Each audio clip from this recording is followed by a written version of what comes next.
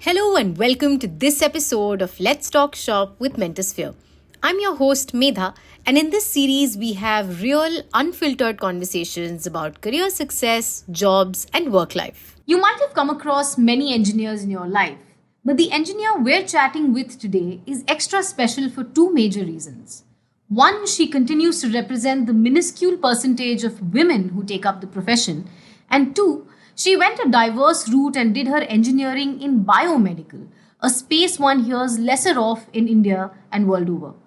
A biomedical engineer from Vellore Institute of Technology, Aishwarya did her MBA from ISB, gained experience as a systems analyst, and is currently a strategy and operations consultant with EY's advisory services, where she works with projects linked with hospitals across this country.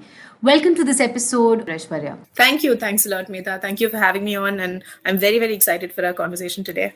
Likewise. I have to start with the obvious question you ask a female engineer. What was it like for you in a testosterone-charged residential engineering college, far away from home, with a course as demanding as biomedical engineering to cope with?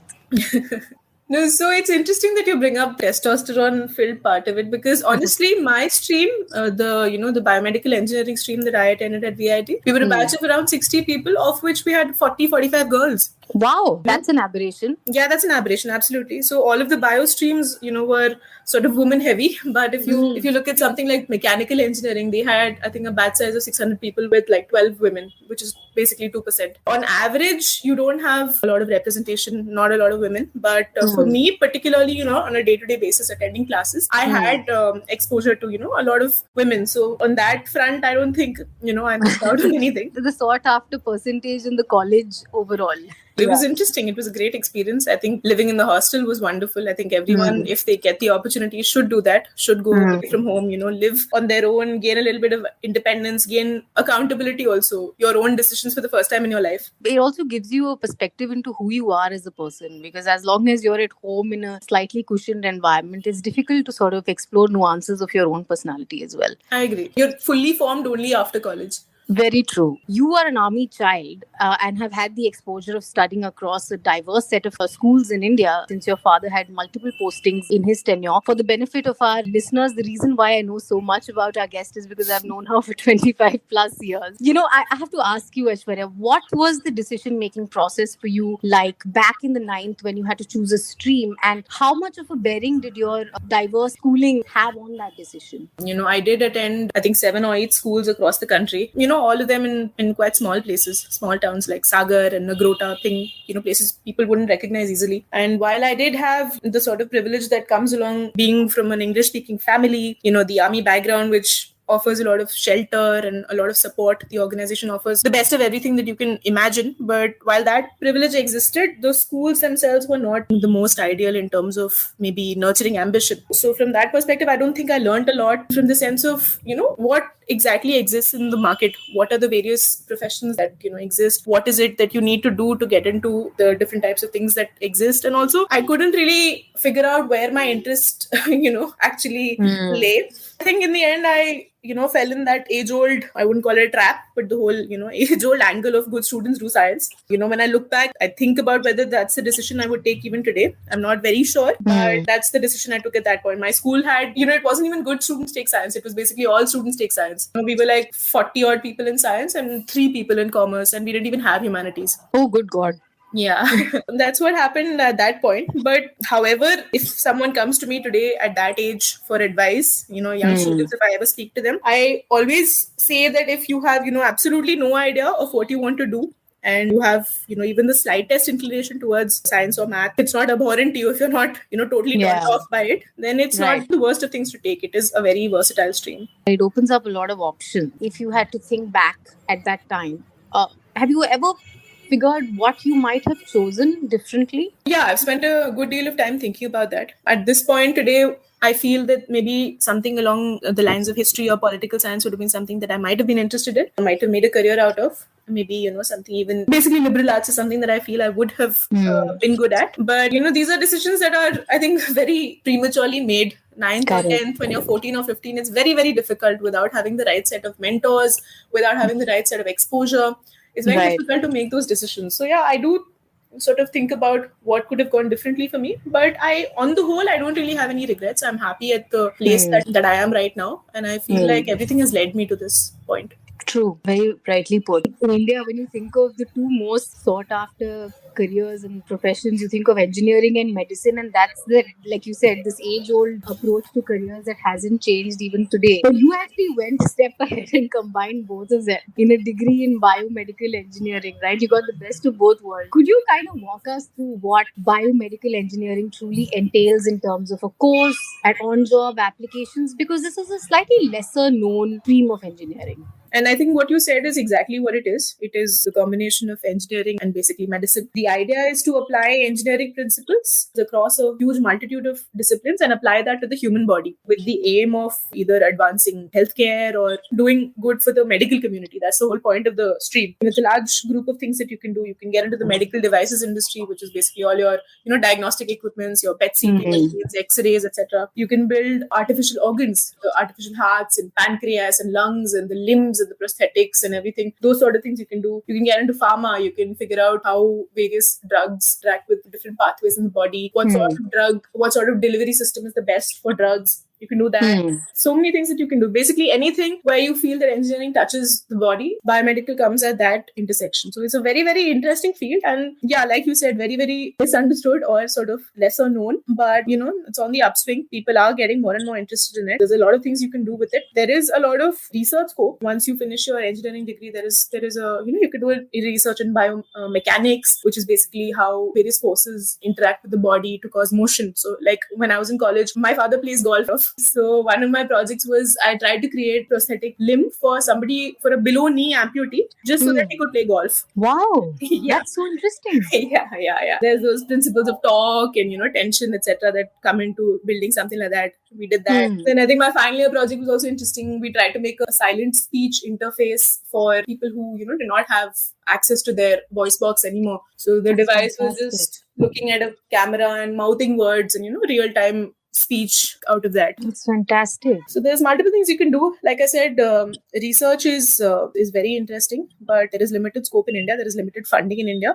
Right. So the majority of my batch, if they wanted to do research, they went to Europe. So there's that. And within India, I think there are a lot of industry applications. Like I said, you can get into your medical devices industries like your Siemens and your GE and Johnson & Johnson. You can work in hospitals. You can work in the pharma industry. There are a lot of these startups that are coming up. Home ICU, tele ICU, those sorts of areas. Correct. Lots to do. I think the on-job applications they're innumerable. And like you correctly mentioned, the space is now booming. And for what it's worth, it's also a byproduct of COVID influence of the last 2 years. That even R&D in India is picking up very majorly. I read somewhere that the medical equipment industry in India itself has been pegged to hit $50 billion by 2025 and majorly accelerated by pandemic influence of the last 2 years. So it's definitely a sought after profession now in the US, in Europe, and now in emerging markets like India as well. You're right. Ashwin, I'm just going to take you one step back to your engineering days because it's hard to talk of engineering without talking about the IIT obsession. And to my mind, if anybody's seen the series Kota Factory, they know that the IIT obsession has built fewer careers than it has caused dejection and undue disappointment. What was your take when you were preparing for your engineering entrances? So personally, I was never, putting in the effort needed to crack IIT. And I sort of personally, on a very personal level, I wrote myself off. I didn't give myself the chance. So I didn't really put in the effort that is needed. It's of course, you need a particular level of brain to get into the IITs, but there's a lot of hard work. There is, absolutely concerted hard work, close your doors, work hard, right. So that was something that I personally was never interested in. At that point, I wasn't even sure in engineering, at some point I wanted to do journalism. I had my boyfriend at the time was a law student. So at some point I thought if he can do it, I can do it. So let me do law.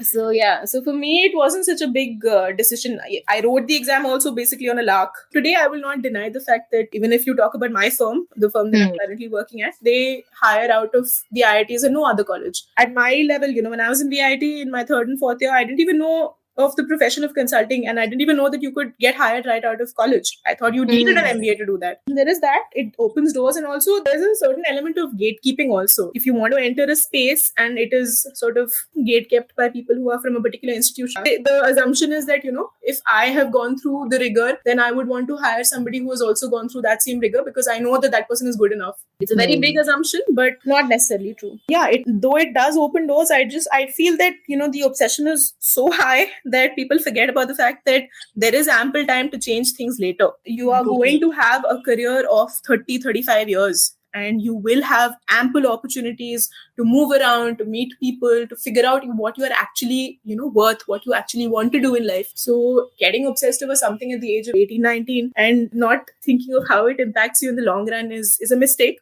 You're absolutely right there. And actually, from listening to you, is it safe to say that you're fighting those 4-5 years and the 2-3 years before that you're prepping for the IIT entrances? Is that only for a foot in the door? I think that's what it is. I think it's for the foot in the door, which is a very valuable foot in a very valuable door. It's really not the be all and end all of existence if that's not something that you're able to do, or if it's not something that you want to do, because some people don't have that ambition at all, and that should be okay to handle as well. You should be able to handle that. I mean, I understand one should have the necessary ambition to do whatever they want in life, but it needs to be tempered with an understanding of what is giving you happiness.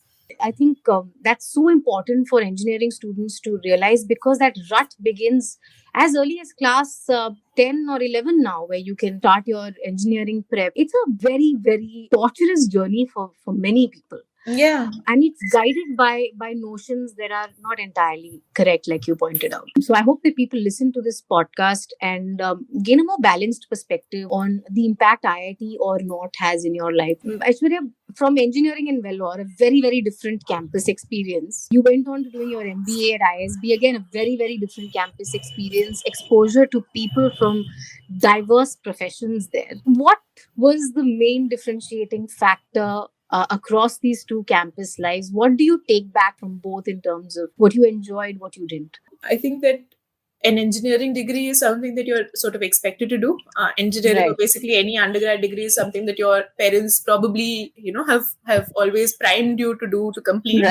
Right. But when you choose to do anything further, if you're getting another degree, that has to be completely driven by you. You need to be the person, who is fully accountable for that decision. So everyone who comes into do an MBA comes with that, sense of maturity. Right. So that, I think, is a prime differentiator, because no one's really coasting in an MBA. Everyone's there with a specific goal in mind, and they are going to spend the entire duration of the course trying to achieve that goal. So that was a major differentiator that I felt. I think from the perspective of how the batch was at ISB, it is just amazing. It is just incredibly diverse. Just to give you an example, of course, there are many, many people from IITs, etc. there who have come from a startup background. But there was also, there were 2 doctors in my batch who had been practicing for a, good number of years. One of my best friends in campus had worked in DRDO before coming in. Yeah. And he was like a very, very accomplished musician as well. How nice. There was a girl who was an ex-Miss India, and she was really, really super smart. Part of our batch. Diverse. When I said diverse, I wasn't expecting that, but this truly is diverse in spirit. Yeah, absolutely. And it's really interesting. It opens your mind up to the kind of decisions that people make. It exposes you to a very, very amazing sort of cohort that you would not have access to in other places. So I had a great time at ISB. I think the professors also are sort of, are world class. The faculty is world class. Absolutely. They not just have great experience in academia, but they also advise, actual companies, actual businesses. So they come in with real insights, which you can use as professionals in your career ahead. And I see myself doing that as well. I find it very interesting that after doing biomedical engineering, you actually chose the strategy and operations consulting route. Now, that is a niche field within a niche field of sorts. It opens up a plethora of opportunities to advise across pharmaceutical companies, the healthcare sector. What is the nature of projects that you get to work on in EY? And if I may ask, is there a specific type of project that you're particularly excited to work on in coming years, or you already have? Like you said, I work in the healthcare practice within business consulting and TVAC. And the types of projects that we work on are usually, most of them are profitability related. So we work with some of the biggest hospital chains within India. We advise them on declining profits. projects, both from a cost optimization perspective and also from a revenue uplift perspective. So that's the major bread and butter sort of work that we do. We also do a lot of go-to-market sort of projects wherein we advise, say, pharmacies or diagnostic chains on which markets to enter within and beyond India. The rightness of those markets, the maturity of those markets, what should their strategy be once they get in. We also advise, a lot of private equities who are looking to enter the healthcare space or looking to enter or exit deals. So we do that as well. So all of this is very interesting to me, sort of in line with what I wanted to do when I was getting an MBA. Coming to the point about what you said about what projects I'm excited for, I think post-COVID we've seen a very, very big change in the market. There are multiple companies that have come up with which have interesting business models which are not proven as yet. So I'm excited to see how that works. Healthcare is a market, at least Indian healthcare is a market which has not been disrupted in the same way that other industries have. Correct. It is definitely something that is looking for revolution. Care is being delivered absolutely the same way that it has been delivered for a long time. Very little changes have happened. Maybe like your home care, home collection of samples. Maybe that's something that's new. Maybe some of these e-pharmacies are new, but beyond that, it's very, very it hasn't changed a lot over the years. So post COVID, we are seeing a lot of interest here, and those are the kind of projects I'm interested in getting into. That's fantastic. You correctly mentioned the pandemic has highlighted some of these professions that are absolutely key to making our health service work, both from a present perspective in terms of our current infrastructure, but also in terms of what the future of the space looks like. And biomedical engineers continue to play a huge role there. So it's also a very growing, emerging sector in the US, but is an emerging sector in R&D nascent markets like our own as well. So I think there's a huge scope, like you mentioned, now post-COVID. And there's going to be a major pivot in terms of the nature of advisory projects. I think you would also be privy to in the coming few years. Right. Aishwarya, if I could ask, is there a edge that you feel or a differentiating factor, that sets you apart from other people advising in this space, because of the biomedical engineering background that you have? It's a yes and no sort of answer. Yes, in the sense that, of course, there is lesser effort at the beginning. And, the terms are familiar to me. And I sort of came in with an understanding of what problems may exist in the field. So from that perspective, it was easier. And plus, I came from an area of interest. I was really, very interested in the problems that affect this industry. So there is that, which is a significant advantage. But I think, everyone can catch up. You just need to have that sort of analytical bent of mind. You just need to be curious, and you need to have that problem solving skill, which is either inherent or developed. I think anyone can get into this if they have the right opportunities and the right attitude. I don't feel that you need to have gone through the same career path that I took to do what I'm doing. Fair. Which actually also brings me to an obvious question, that what is that value add you feel this combination of biomed engineering and MBA in marketing equips you with, or anybody potentially looking to do that combination? Because you generally see that combination with other streams of engineering where the age-old understanding has been that it broadens your horizon beyond operation. If someone comes with the sort of startup bent of mind where they want to start something in the healthcare space, and they feel that is something that they really want to dedicate their lives to, I think if that is the case, then definitely this is a good combination to do a biomedical engineering and then just get a MBA. Not necessarily in marketing. You can do it in any of the streams. Some colleges, including ISB, also offer a specialization in healthcare when you're getting your MBA. Okay. Yeah. So that combination would be fantastic then. Yeah. If you're, planning on doing exactly that for the rest of your life, that is definitely an area that I would recommend that to people. But also, it is good to keep your options open also. You don't want to be bogged down by something which may, at some point in the next 10 years, lose steam.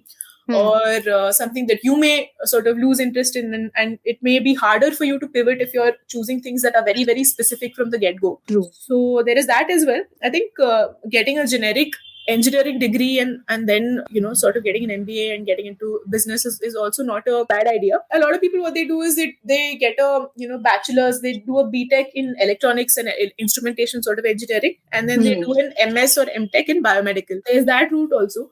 If you are not that interested in the business side of things and you're more interested in the instrumentation side or the research side or the medical devices part of the world, then that's a good path to take as well, because your basics are stronger when you have a core engineering degree. Correct. And then you topped it up with something just specific to the sector you want to get into. Yeah, absolutely. Yeah. So people do that as well. Aishwarya, there are innumerable students vying for engineering. Has been the case. It's going to continue to be the case because it opens up like we discussed at the beginning, a plethora of opportunities across sectors. But like we also discussed, the process of preparing and applying to such a draining out sector is one that sort of sets a student into a state of inertia where it's sort of difficult to sit back and reassess whether this profession is really meant for me. So if I had to ask you today, as someone who's gone through the entire ordeal, who could possibly look at this sector from a bird's eye view now as a professional in this space, what advice would you give to a student planning to get into engineering? What are the key essentials in terms of mental conditioning or abilities that someone needs to hone before actually entering this space? I think personally, the first checkbox for me would be interest. And I'll tell you something very interesting. When we joined engineering in our first year, there was a girl in my hostel who had a boyfriend back home who had not joined engineering. He had taken a drop year. But he was so, inclined towards engineering that he would just make these small projects, send it to her. Things that, we while in college also couldn't figure out how to do, or it wasn't something that we were interested in anyway. So I think that is such a big it should be the drive, the interest should be the primary driver of your decision making. That is, I think, the number one aspect. Secondly, I think if you feel that, like a lot of people feel at that age, including myself, if you feel that you can't figure out what you would be best at, so you might as well do the safe thing, then engineering is a great option. I mean, if you can handle the rigor and if you can handle the math, it's a great option. But the only thing is, you need to be very clear about the fact that everything is going to be logic driven. So you need to hone on your analytical skills to a particular extent. There are multiple resources these days. You can get all your education online. So you should do that. You should invest in problem solving. Spend a couple, maybe a limited amount of time per day just thinking about problems and how you would approach them from various angles, break it down in a structured format, and see how to attack it from various angles. So right. that is something not just for engineering aspirants, but even otherwise. Whenever you're sitting for an interview, that is something that really helps out. When you're working as a professional and you're interacting with a client, it's of paramount importance. Do you ever feel that being an engineer makes you approach your life differently outside of work? No, I do. Definitely, I do. Just to give you a very personal example, I'm someone who is prone to a certain degree of stress and anxiety. So sometimes when I feel those sort of, feelings creeping up, I feel that my engineering background does equip me to take a step back and analyze, the root cause of the problem, figure out if I do this, what happens, if I do something else, what happens, a basic if-else sort of tree that you make. Yeah, so I think my decision making is also guided a lot by processes and things that are, basically that I've been trained in. My thinking has been trained in a particular way, and structure is sort of the blueprint of how that works. So I do see the effects of an engineering or logical algorithmic bent of mind in my daily life, and I think everyone does. All engineers do. Aishwarya, what do the next few years for you look like? Is there a next career milestone that you're gunning for that's driving your efforts and time today? At some point, I would also like to contribute to public health. Maybe work with the government at when I can. So I want to build a little bit of a base for myself in the industry, and then maybe think about how the principles of private healthcare can actually help improve the state of public healthcare in the country. Fantastic. It's fairly safe to say that biomedical engineering is increasingly going to become one of the most relied upon areas in the healthcare sector in coming years. And if nothing, COVID has only just given us a small snippet into that fact. On behalf of me and the entire team of Mentorsphere, we truly, truly thank you for your time. Thank you so much. Thanks for having me on. I had such a great time, Medha. You're a wonderful host, and I know you're going to do many, many successful, wonderful podcasts like this in the future. Thank you so much, Aishwarya. Thank you for your time. For the benefit of our listeners, Aishwarya offers mentoring hours on our platform, Mentorsphere. If you're someone who's looking to build a career as a biomedical engineer or are wanting to know more about this space, tune into our website and book your slot with her today. Thank you for tuning in, and we'll catch you on the next episode of Let's Talk Shop.